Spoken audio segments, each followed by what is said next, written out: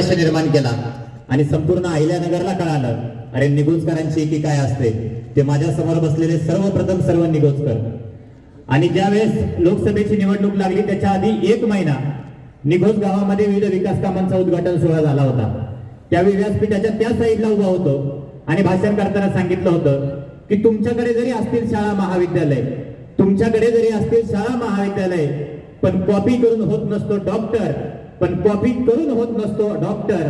आणि याच्या पुढं फक्त नगर जिल्ह्यात चालणार निलेश लंकेश फॅक्टर, याच्या पुढे चालणार नगर जिल्ह्यात निलेश लंकेश फॅक्टर. तेव्हा बरेच जण हसले होते, पण ज्यावेळेस 4 जूनला निकाल लागला त्यावेळेस संपूर्ण देशाला कळालं खरा जायंट किलर कोण आहे. आणि त्याच्यानंतर आपल्या पारनेर तालुक्याची सून, त्याच्यानंतर आपल्या पारनेर तालुक्याची सून आणि नगर तालुक्याची लेक, जिचं लीड राहणार जिल्ह्यात नंबर 1, जिचं लीड राहणार जिल्ह्यात नंबर 1, अशा आपल्या सर्वांच्या उमेदवार नाही तर आमदार आणि नामदार राणीताई निलेश लंके. तसेच या कार्यक्रमाचे अध्यक्ष, जर नगर शहरात गेल्यावर कोणाची काही समस्या आडे, जर नगर शहरात गेल्यावर कोणाची काही समस्या आडे तर मदतीसाठी धावून येणारं व्यक्तिमत्व म्हणजे आमचे योगीराज गाडे, तर मदतीसाठी धावून येणारं आमचं व्यक्तिमत्व म्हणजे योगीराज गाडे. फार काही बोलणार नाही, व्यासपीठावरच्या सर्वांची माफी मागतो. बऱ्याच जणांनी विविध विकास कामावरच सांगितलं. खरं तर या ठिकाणी मलगंगा देवी समोर बसलोय, पण अंकशास्त्राचा योगायोग असं सांगतो की 74 वर्षानंतर आपल्याला पारनेर नगर विधानसभेची पहिली महिला आमदार भेटणार आहे. तो योगायोग वाट पाहायला 74 वर्ष का लागली, तर त्यात अंकशास्त्रानुसार जर गणित सांगितलं म्हटलं तर यावर्षी कोणतं वर्ष चालू आहे? 2024. त्या 2024 मध्ये 24 आहे. त्याच्यानंतर राणीताईंचा जन्मदिनांक काय आहे? 24 मे, त्याच्याही मध्ये 24 आहे. पारनेर विधानसभेचा अनुक्रमांक काय आहे? 224 आणि त्याच्याही मध्ये 24 आहे. आपण अर्ज कधी भरला?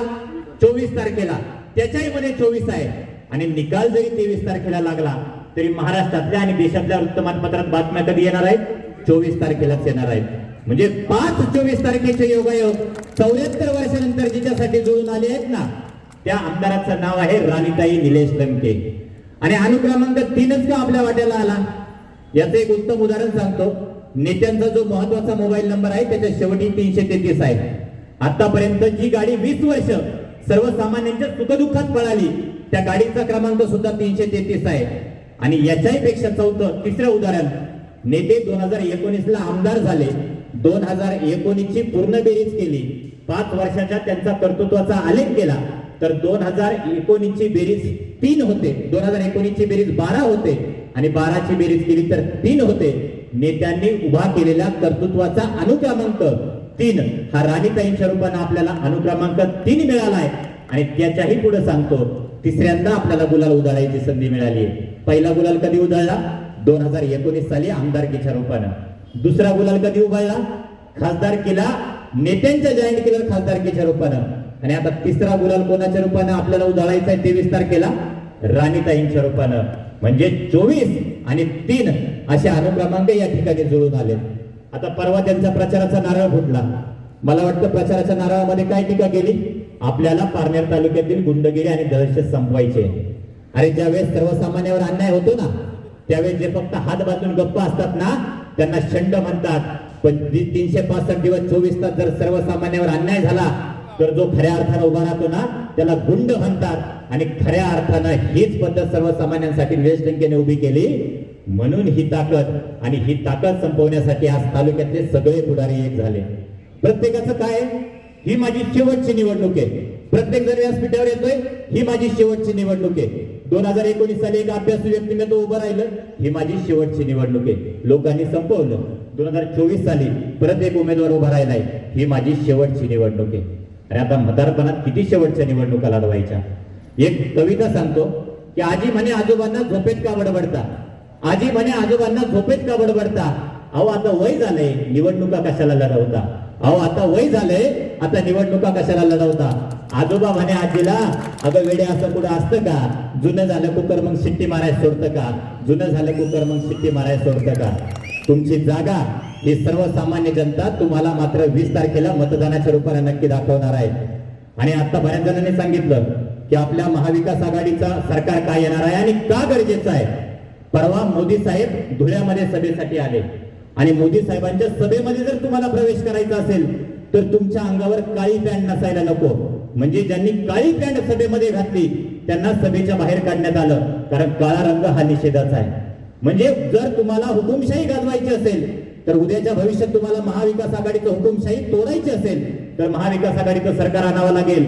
नाहीतर ते ठरवतील तुम्ही काय कपडे घालायचे आणि सभेला यायचं. आमच्या साहेबांनी सांगितलं की उद्धव साहेब ठाकरेवर अन्याय झाला. 5 वाजताचं आता उदाहरण आहे. ज्यावेळेस उद्धव साहेब सभेसाठी उतरले ना तर उद्धव साहेबांच्या सुद्धा बॅगा या मगरूर महायुतीच्या सरकारनं चेक करायला लावल्या. म्हणजे एवढा सर्वसामान्य माणसावर किती मोठ्या प्रमाणात अन्याय होईल.